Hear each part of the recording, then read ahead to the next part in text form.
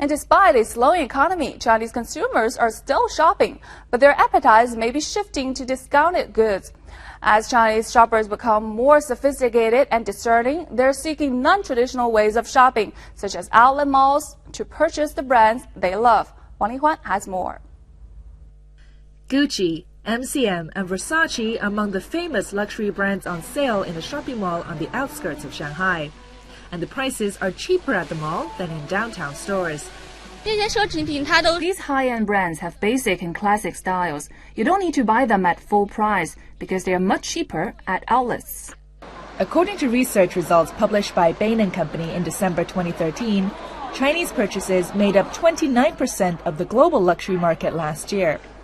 However, due to hefty import tariffs, consumption taxes, and higher pricing strategies, foreign luxury brands are typically 30 to 80% more expensive in China than in their home markets. As a result, many Chinese shoppers are picking their shopping spots overseas.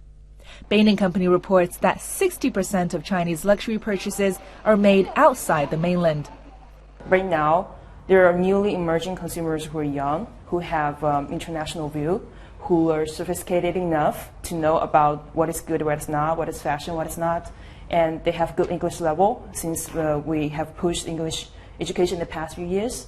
And these people, they seek the best, like I said, performance versus the price. So for them, especially those in tier 1 cities, they have a lot of chances to go overseas or go on e-commerce even to search in Google or other international English websites for the best deal. So they don't necessarily to shop in the full price stores. I rarely go shopping at full price stores because the products are usually very expensive. Buying abroad is much cheaper, especially if you're buying the same product. Chinese consumers shopping overseas have already had a pernicious effect on luxury sales on the Chinese mainland. Bain & Co. says the growth rate of luxury retail in the Chinese market plummeted to 2% from 7% between 2012 and 2013. An employee who works at Louis Vuitton, a French luxury brand, confirmed to ICS that inventories on the Chinese mainland have doubled this year compared to 2 years ago. To deal with the rising pressure of increasing inventories, many luxury brands have turned to outlets for help. Luxury brands is just part of retail industry. So like any other players, it has its own inventory problem, it has its own capital turnover needs. So there's got to be a way they can get rid of their inventories.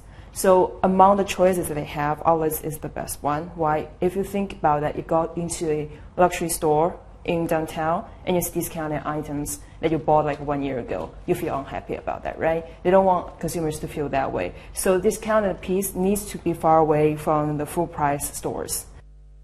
Many outlets have mushroomed in the Chinese market in the past few years. Value Retail, a London-based developer and the biggest operator of luxury shopping outlets in Europe, plans to build 3 new retail malls in China over the next 5 years. The total investment is estimated to be as high as $450 million. Mega Mills, a luxury shopping outlet developed by Guangzhou Pearl River Investment Company and opened in January 13, has seen sales and customer traffic climb over the past year. 现在的话，确实是一个奥特莱斯在国内发展的一个契机。As of now, it is a great time for the development of outlets in China. Brands that want to join Mega Mills are increasing. Before this year's Labor Day holiday, D-Square, a designer shop, opened its first discount shop in Mega Mills.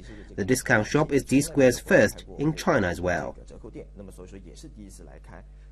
Currently, Mega Mills is 80% full and is expected to be 90% full by the end of this year as more brands move in. Although Jasmine thinks that outlets are not a sustainable strategy for luxury brands eager to increase sales in the Chinese mainland, the outlets industry itself is booming. According to a report by RET, a real estate consulting company, there were around 420 outlets operating or under construction in the Chinese mainland by the end of last year. Wang Linghuan, Shanghai Live.